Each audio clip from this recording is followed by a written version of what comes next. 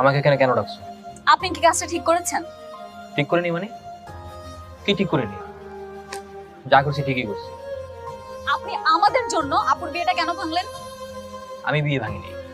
আমার আপু শুরু থেকেই তোমার ভাইকে পছন্দ করতো।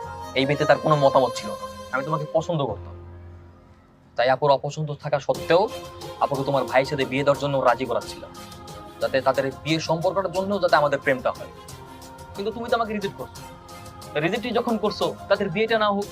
যেখানে আমাদের প্রেমই হচ্ছে না, সেখানে তাদের বিয়ে হয়ে লাভটা কি? আপনি নিজের স্বার্থের জন্য আমার ভাইয়ের ইমোশন নিয়ে খেলবেন? আমার ভাইয়ের কথা তো বাদই দিলাম, আপনার বোন, আপনার বোনকে ছোট করতে আপনি দ্বিধাবোধ করেন? আপনার বোন তো কখনো প্রেমই করে। আপনি সবাইকে বলে বেড়াচ্ছেন আপনার বোন অন্য একটা ছেলেকে পছন্দ করে। কেমন ভাই আপনি? নিজের বোনের নামে এই ধরনের কথা বলতে একটুও লজ্জা লাগেনি আপনার? আমার বোন কিনে তোমার তো ভাবতে হবে না।